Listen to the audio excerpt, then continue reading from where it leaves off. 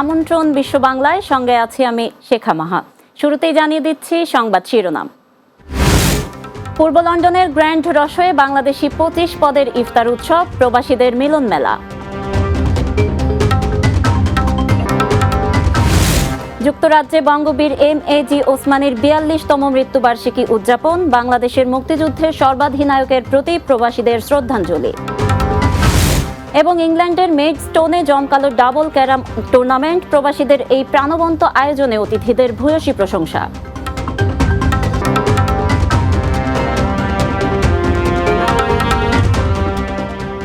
শুনছিলেন শিরোনাম, এবারে বিস্তারিত। বাংলাদেশি ঐতিহ্যের 25টি পদের রকমারি খাবার নিয়ে রমাদানের ইফতার সামগ্রীর আয়োজন করেছে পূর্ব লন্ডনের গ্র্যান্ড রসই রেস্টুরেন্ট। সপরিবারে দেশীয় এ খাবারগুলোর স্বাদ দিতে রোজাদার ও ভোজনবিলাসী মানুষের প্রতি আহ্বান জানিয়েছেন পরিচালকরা। লন্ডন ব্যুরো চিফ চৌধুরী মোরাদের প্রতিবেদনে বিস্তারিত। ব্রিটেনের পূর্ব লন্ডনে একটি ঐতিহ্যবাহী বাংলাদেশি খাবারের রেস্টুরেন্ট গ্র্যান্ড রসাই, সে সাথে এই রেস্টুরেন্টটি ক্যাটারিং সার্ভিসও দিয়ে যাচ্ছে। বাঙালি যে খাবারের যে পরিবেশনা, সৃজনশীল ফুডের সেই ফুড কিন্তু আমাদের গ্র্যান্ড রসই রেস্টুরেন্টে পাবেন। এবারের রমজানে গ্র্যান্ড রসই 25টি আইটেম নিয়ে আমরা ইফতার সাজিয়েছি। আপনারা এই ইফতারের স্বাদ গ্রহণ করবেন। আমাদের ইফতারের বাফেটের প্রাইস থাকবে 20 পাউন্ড। আমাদের রেস্টুরেন্টটি মূলত বাংলাদেশি ঐতিহ্যবাহী খাবার। ঐতিহ্যের ধারাবাহিকতায় এবারের রামাদানেও 25টি আইটেম নিয়ে পসরা সাজিয়েছেন মুসলিম সমাজের ইফতার নিয়ে। বাংলাদেশের ঐতিহ্যগত পেঁয়াজু, ছোলা এবং অন্যান্য সুস্বাদু এই আইটেমগুলো উপভোগ করবেন যারা রমাদান এবং রোজাদার ভোজনবিলাসী মানুষ রয়েছেন। তারা সকলেই এই রেস্টুরেন্ট এবং ক্যাটারিং সার্ভিসের আতিথেয়তা গ্রহণ করবেন। আমাদের বাফেটের প্রাইস প্রতিদিন থাকবে 20 পাউন্ড এবং চাইল্ড 4 to 11 years 10 পাউন্ড। আমাদের টেকওয়ের ব্যবস্থা আছে। আমরা টেকওয়ে একটা কন্টেনারে 10 পাউন্ড 3টি আইটেম আপনারা নিতে পারবেন। আর বড় ধরনের যারা টেকওয়ে নিতে চান 10 জন 15 জনের জন্য, আগের থেকে আপনারা আমাদের সাথে যোগাযোগ করবেন।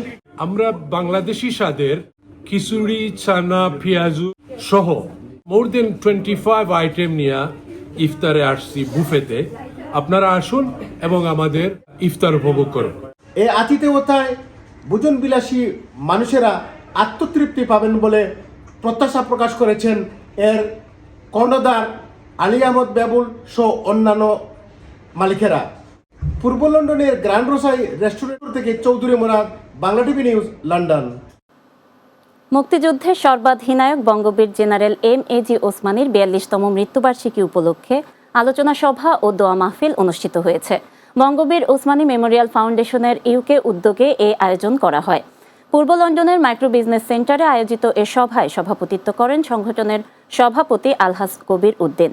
যুগ্ম সম্পাদক খান জামাল নুরুল ইসলামের পরিচালনায় সভায় প্রধান অতিথি হিসেবে উপস্থিত ছিলেন টাওয়ার হ্যামলেটস কাউন্সিলের স্পিকার সুলুক আহমেদ। এছাড়াও উপস্থিত ছিলেন সংগঠনের সিনিয়র সহসভাপতি কে.এম. আবু তাহের চৌধুরী, বীর মুক্তিযোদ্ধা এম.এ. মান্নান, সাংবাদিক রহমত আলী, শাহ মুনিম, মেজবা কামাল, প্রফেসর শহীদুর রহমান, ফারুক আহমদ, অ্যাডভোকেট ইয়াউর উদ্দিন, সৈয়দ নুরুল ইসলাম, রফিক উল্লাহ, সাবেক কাউন্সিলর শহীদ আলী, গ্রেটার সিলেট কাউন্সিল ইউকের সহসভাপতি মোহাম্মদ ইসবা উদ্দিন ও আবুল মিয়া সহ অনেকে। দোয়া পরিচালনা করেন মাওলানা নুরি।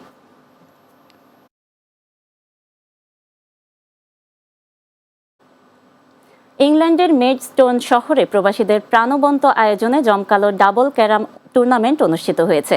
লন্ডন প্রতিনিধি ফজলুল হক জানান, শহীদ চৌধুরী ও সুমন মিয়ার আয়োজনে মেডস্টোন শহরে অনুষ্ঠিত হয় ডাবল ক্যারাম কম্পিটিশনের গ্র্যান্ড ফাইনাল।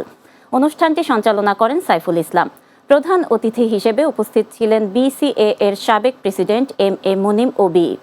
বিশেষ অতিথি হিসেবে উপস্থিত ছিলেন BCA secretary general Mithu Chowdhury সহ জাকির চৌধুরী, জুনায়েদ আবেদিন, আসমিয়া, টিপু চৌধুরী, তামিদ চৌধুরী এবং মিস্টার হাসান। টুর্নামেন্টের ফাইনালে ইংল্যান্ডের বিভিন্ন অঞ্চল থেকে আসা সেমি প্রফেশনাল ও প্রফেশনাল খেলোয়াড়রা অংশগ্রহণ করেন। প্রতিযোগিতায় প্রথম রাউন্ড থেকে কোয়ার্টার ফাইনাল পর্যন্ত খেলা অনুষ্ঠিত হয় শিয়ারনেসে।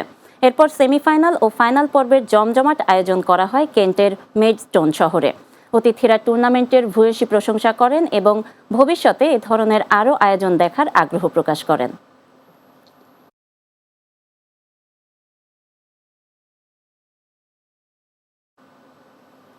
এবার বাংলাদেশের খবর। অমর একুশের প্রথম প্রহরে রাষ্ট্রপতি মোহাম্মদ শাহাবুদ্দিন ও প্রধানমন্ত্রী তারেক রহমান সহ দেশের গুরুত্বপূর্ণ ব্যক্তিবর্গের শ্রদ্ধা আর ভালোবাসায় সিক্ত হলেন জাতির সূর্য সন্তানেরা। শুক্রবার দিবাগত রাত 12টা 1 মিনিটে প্রথমে রাষ্ট্রপতি মোহাম্মদ শাহাবুদ্দিন শহীদ মিনারে পুষ্পস্তবক অর্পণ করেন। এরপরই পুষ্পস্তবক অর্পণ করেন প্রধানমন্ত্রী তারেক রহমান। শ্রদ্ধা নিবেদন শেষে প্রধানমন্ত্রী সহ সেখানে উপস্থিত হাজারো মানুষ ভাষা শহীদদের রুহের মাগফিরাত কামনায় বিশেষ মোনাজাতে শরিক হন। মাহমুদ রুবেলের প্রতিবেদনে বিস্তারিত, ক্যামেরায় ছিলেন হাসান আহমেদ। অমর 21শে ফেব্রুয়ারি ও আন্তর্জাতিক মাতৃভাষা দিবসের প্রথম প্রহরে শুক্রবার দিবাগত রাত 12টা 1 মিনিটে প্রথমে রাষ্ট্রপতি মোহাম্মদ শাহাবুদ্দিন শহীদ মিনারে পুষ্পস্তবক অর্পণ করেন। রাষ্ট্রপতির শ্রদ্ধা নিবেদনের পরপরই পুষ্পস্তবক অর্পণ করেন প্রধানমন্ত্রী তারেক রহমান। পুষ্পস্তবক অর্পণ শেষে কিছুক্ষণ নীরবে দাঁড়িয়ে ভাষা শহীদদের স্মৃতির প্রতি গভীর সম্মান প্রদর্শন করেন। এবারই প্রথম শ্রদ্ধা নিবেদন শেষে প্রধানমন্ত্রী সহ সেখানে উপস্থিত হাজারো মানুষ ভাষা শহীদদের রুহের মাগফিরাত কামনায় বিশেষ মোনাজাত করেন। পরে দলীয় চেয়ারম্যান হিসেবে বিএনপি নেতাদের নিয়ে এবং এরপর তার স্ত্রী ও কন্যাকে নিয়ে ভাষা শহীদদের প্রতি শ্রদ্ধা জানান তারেক রহমান। এরপর যথাক্রমে সেনাবাহিনী প্রধান জেনারেল ওয়াকারুজ্জামান, নৌবাহিনী প্রধান অ্যাডমিরাল মোহাম্মদ নাজমুল হাসান ও বিমান বাহিনী প্রধান air chief marshal Hasan Mahmud Khan পুষ্পস্তবক অর্পণ করেন। এছাড়া বিভিন্ন দেশের রাষ্ট্রদূত, হাই কমিশনার ও বিদেশি সংস্থার প্রধানগণ শ্রদ্ধা জানান। পরে একে একে ঢাকা বিশ্ববিদ্যালয়ের উপাচার্যের নেতৃত্বে ঢাকা বিশ্ববিদ্যালয় যুদ্ধাহত মুক্তিযোদ্ধারা শহীদ মিনারের বেদিতে পুষ্পস্তবক অর্পণ করেন। গুরুত্বপূর্ণ ব্যক্তিদের শ্রদ্ধা নিবেদনের পর্ব শেষ হলে শহীদ মিনার সবার জন্য খুলে দেওয়া হয়। এ সময় বিভিন্ন রাজনৈতিক দল, সামাজিক, সাংস্কৃতিক ও সাংবাদিক সংগঠনের নেতাকর্মীরাও শহীদ বেদিতে শ্রদ্ধার্ঘ্য অর্পণ করেন। মাতৃভাষা বাংলার মর্যাদা রক্ষা করতে গিয়ে যারা জীবন উৎসর্গ করেছিলেন তাদের আত্মত্যাগের প্রকৃত সম্মান হবে রাষ্ট্রের প্রতিটি ক্ষেত্রে বাংলার ব্যবহার নিশ্চিত করা। মায়ের মুখের ভাষা পাঠ রাষ্ট্রীয় কার্যক্রমের সর্বোচ্চ আসন, এটি এখন সমগ্র বাঙালি জাতির প্রত্যাশা। মাহমুদ রুবেল, বাংলা টিভি, ঢাকা। এদিকে আন্তর্জাতিক মাতৃভাষা দিবসে ভাষা শহীদদের প্রতি শ্রদ্ধা জানাতে শহীদ মিনারে দিনভরই ছিল সকল বয়সী মানুষের উপচে পড়া ভিড়। ভাষা আন্দোলনের মূল চেতনাকে ধারণ করে আগামীতে একটি সুন্দর বাংলাদেশের স্বপ্ন নিয়ে এই সকল জাতির শ্রেষ্ঠ সন্তানদের ফুল দিয়ে শ্রদ্ধা নিবেদন করেন বিভিন্ন সংগঠন, রাজনৈতিক দলের নেতাকর্মী সহ সর্বস্তরের মানুষ। আবুল কালামের ক্যামেরায় বিস্তারিত জানাচ্ছেন প্রান্ত পারভেজ। ভোরের শিশির ভেজা আলোয় বিষাদ মাখা সুর, হাতে বর্ণিল ফুল আর কণ্ঠে অবিনাশী গান। 52-র সেই অমর আত্মত্যাগকে স্মরণ করতে ঢাকা বিশ্ববিদ্যালয়ের শহীদ মিনার প্রাঙ্গণে ফুলের শ্রদ্ধা জানাতে আসেন শিক্ষক, শিক্ষার্থী, কবি, সাহিত্যিক ও রাজনৈতিক নেতৃবৃন্দ সহ সর্বস্তরের মানুষ। সময়ের সাথে পাল্লা দিয়ে দীর্ঘ হতে থাকে মানুষের সারি। রাজনীতি কিংবা সামাজিক ভেদাভেদ ভুলে এদিন সবাই এক কাতারে, লক্ষ্য একটাই, ভাষার অধিকার এনে দেওয়া সেই সূর্য সন্তানদের প্রতি শ্রদ্ধা। শহীদদের প্রতি একটা শ্রদ্ধাবোধ, এটাকে জাগ্রত করার জন্য আমি নিয়ে আসছি তাদের। ভাষা শহীদ নিজের জীবন উৎসর্গ করে, তার মাধ্যমে আমরা একটি স্বাধীন বাংলাদেশ পেয়েছি। নতুন প্রজন্মের মানুষরা যে আজকে 21শে চেতনাকে ধারণ করতে পেরেছে, এটাই আমাদের বর্তমানে সবচেয়ে বড় অর্জন। স্বাধীন বাংলাদেশের নাগরিক হিসাবে আমার অনুভূতি অসাধারণ। কেবল আনুষ্ঠানিকতা নয়, এই শ্রদ্ধার মাঝে লুকিয়ে আছে এক সুন্দর বাংলাদেশের প্রত্যাশা, যেখানে থাকবে না কোনো হিংসা বা হানাহানি, এমনটাই আশা করেন সকলে। সাম্য, সামাজিক মর্যাদা, ন্যায় বিচার প্রতিষ্ঠিত হবে, এটি হচ্ছে 21-এর মূল চেতনা। সুসংগঠিত এবং সমৃদ্ধির বাংলাদেশ প্রত্যাশা করি। সারা বিশ্বে আন্তর্জাতিক দিবস হিসাবে এই দিবসটি পালিত হচ্ছে। আওয়ামী লীগ যে কাজগুলো করেছে, আসলে আমি চাই এই সরকার যেন তাদের পথ অনুসরণ না করে। 21-এর এই সাদা কালো মিছিল কেবল শোকের নয়, বরং প্রাণের অস্তিত্ব আর আগামীর উজ্জ্বল সম্ভাবনার নাম। বাঙালির জাতিসত্তা আর চেতনার মূলে রয়েছে এই অমর 21-এ। শুধু আজ শোক নয়, বরং এই শোককে শক্তিতে রূপান্তরিত করে মাথা উঁচু করে দাঁড়ানোর দিন আজ। এই শহীদ মিনার থেকে স্মৃতি ছড়িয়ে পড়ুক সকল নতুন প্রজন্মের হৃদয়ে। প্রান্ত পারভেজ, বাংলা টিভি, ঢাকা। প্রধানমন্ত্রী তারেক রহমান প্রথমবারের মতো তেজগাঁওয়ে প্রধানমন্ত্রীর কার্যালয়ে অফিস করেছেন। শনিবার সকাল 10টা 10 মিনিটে প্রধানমন্ত্রীর কার্যালয়ে এলে তাকে স্বাগত জানান কার্যালয়ের মুখ্য সচিব ABM আব্দুস সাত্তার ও অতিরিক্ত প্রেস সচিব আতিকুর রহমান রুমন। প্রধানমন্ত্রী নিজের কার্যালয়ের মূল ভবনে প্রবেশের আগে সাবেক প্রধানমন্ত্রী খালেদা জিয়া সরকারের সময় দায়িত্ব পালনকারী কর্মকর্তা কর্মচারীদের সঙ্গে কুশলাদি বিনিময় করেন। এদিকে প্রধানমন্ত্রী একটি স্বর্ণচাপা ফুলের চারা কার্যালয় চত্বরে রোপণ এবং বিশেষ মোনাজাত করেন। এ সময় প্রধানমন্ত্রীর প্রতিরক্ষা উপদেষ্টা brigadier general doctor AKM Shamsul Islam সহ কর্মকর্তারা উপস্থিত ছিলেন।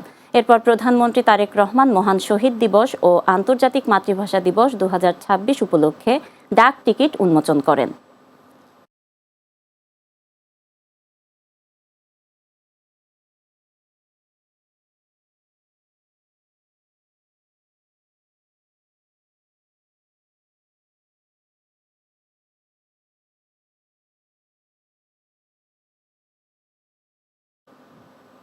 গণমাধ্যমের স্বাধীনতা নিশ্চিত করা হবে বলে জানিয়েছেন তথ্যমন্ত্রী জহির উদ্দিন স্বপন। শনিবার সকালে বরিশাল নগরীর জেলা শিল্পকলা একাডেমি মিলনায়তনে শহীদ দিবস ও আন্তর্জাতিক মাতৃভাষা দিবস উপলক্ষে আয়োজিত আলোচনা সভায় প্রধান অতিথির বক্তব্যে তিনি একথা বলেন। তথ্যমন্ত্রী বলেন, একটি সুন্দর পরিকল্পনার মাধ্যমে নারী জনগোষ্ঠীর ক্ষমতায়ন নিশ্চিত করা হবে। পাশাপাশি ফ্যামিলি কার্ড এর কার্যক্রম অগ্রাধিকার ভিত্তিতে এই মাসের মধ্যেই শুরু হবে।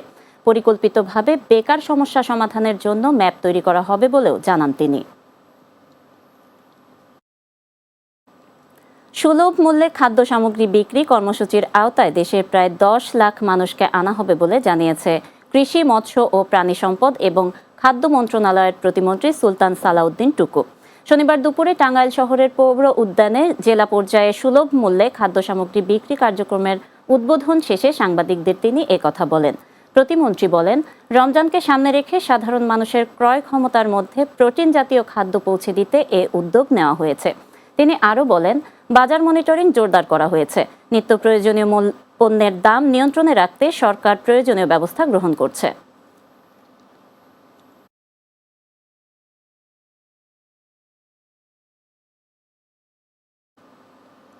বিশ্ব বাংলায় নিচ্ছে বিরতি, ফিরে এসে অন্যান্য সংবাদের সাথে আরও যা থাকছে।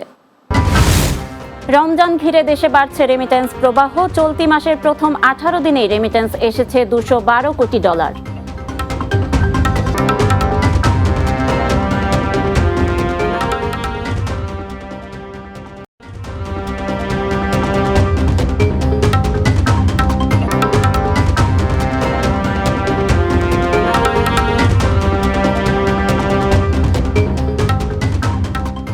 বিরতির পর বিশ্ব বাংলায় স্বাগত আরও একবার। চলতি মাসের প্রথম 18 দিনে দেশে এসেছে $2 বিলিয়ন বা $200 কোটি বেশি রেমিটেন্স। দেশীয় মুদ্রায় যার পরিমাণ প্রায় 26,000 কোটি টাকা। বুধবার বাংলাদেশ ব্যাংকের মুখপাত্র আরিফ হোসেন খান এ তথ্য জানিয়েছেন। তিনি বলেন, চলতি ফেব্রুয়ারির প্রথম 18 দিনে দেশে রেমিটেন্স এসেছে $212 কোটি 60 লাখ, যেখানে গত বছরের একই সময়ে দেশে $166 কোটি 70 লাখ পাঠিয়েছিলেন প্রবাসীরা। অর্থাৎ বছর ব্যবধানে রেমিটেন্স প্রবাহ বেড়েছে। প্রবাসী আয়ের এই ঊর্ধ্বমুখী ধারা অব্যাহত থাকলে মাস শেষে তা $3 বিলিয়ন মাইল ফলক ছাড়িয়ে যাবে বলে আশা করা হচ্ছে। সংশ্লিষ্ট বিশেষজ্ঞরা বলছেন, নির্বাচন ও রমজান ঘিরে পরিবারের বাড়তি খরচ মেটাতে প্রবাসীরা দেশে বেশি করে অর্থ পাঠাচ্ছেন। রেমিটেন্স প্রবাহের এই চাঙা ভাব দেশের বৈদেশিক মুদ্রার রিজার্ভে ইতিবাচক প্রভাব ফেলবে বলেও ধারণা করা হচ্ছে।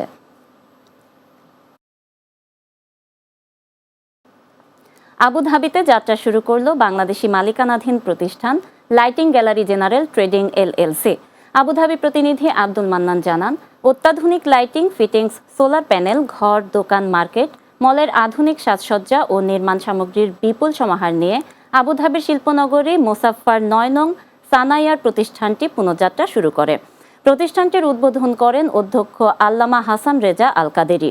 এ সময় উপস্থিত ছিলেন প্রতিষ্ঠানের মালিক মোহাম্মদ সাজ্জাদ, স্থানীয় স্পন্সর সালেম আব্দুর রহিম, সালেম আল হামাদি, সাবেক কফিল ওদ্দাহ মোহাম্মদ আবিদ, আবু জায়েদ, ব্যাংকার মোহাম্মদ ইউসুফ, ব্যবসায়ী মাহবুব রানা, ভিলেজ লাইটিংয়ের স্বত্বাধিকারী মোবারক হোসেন, চাইনিজ ব্যবসায়ী মিস্টার টম, ব্যবসায়ী সাইফুল ইব্রাহিম সাগর এবং আলাউদ্দিন আরমান সহ আরও অনেকে। উপস্থিত সকলে প্রতিষ্ঠানটির সফলতা কামনার পাশাপাশি সকলকে দেশীয় প্রতিষ্ঠানে এসে প্রয়োজনীয় কেনাকাটা করার আহ্বান জানান। সেই সাথে আমিরাতে বন্ধ ভিসার দ্বার উন্মুক্ত করতে নতুন সরকারের প্রতি আহ্বান জানান।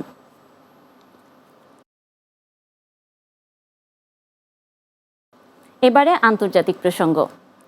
যুক্তরাষ্ট্রে এলিয়েন ও ইউএফও ইস্যুতে নতুন করে চাঞ্চল্য তৈরি হয়েছে।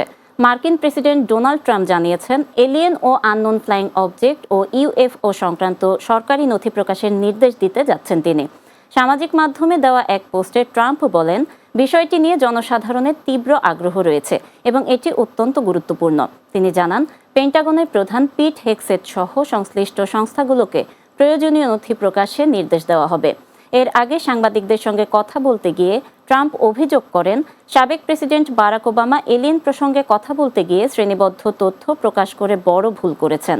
সম্প্রতি এক পডকাস্টে রাজনৈতিক ভাষ্যকার ব্রায়ান টাইলারের প্রশ্নের জবাবে ওবামা বলেন, এলিয়েনের অস্তিত্ব সম্পর্কে নিশ্চিত প্রমাণ তিনি দেখেননি। তিনি আরও জানান, কথিত রহস্য ঘেরা সামরিক ঘাঁটি এরিয়া 51-এ এলিয়েন লুকিয়ে রাখা হয়েছে এমন দাবিরও কোনো ভিত্তি নেই।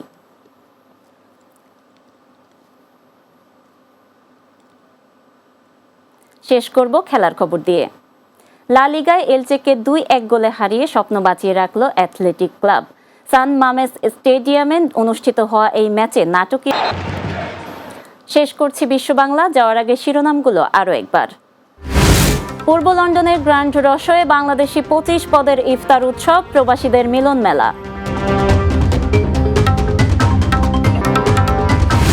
যুক্তরাজ্যে বঙ্গবীর এমএজি ওসমানের 42তম মৃত্যুবার্ষিকী পালন, বাংলাদেশের মুক্তিযুদ্ধের সর্বাধিনায়কের প্রতি প্রবাসীদের শ্রদ্ধাঞ্জলি।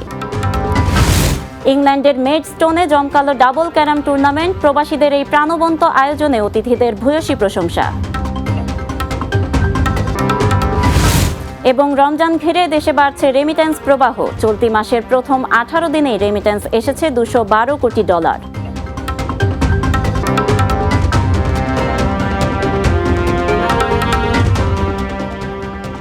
এই ছিল বিশ্ব বাংলায়। এতক্ষণ সঙ্গে থাকার জন্য ধন্যবাদ সবাইকে।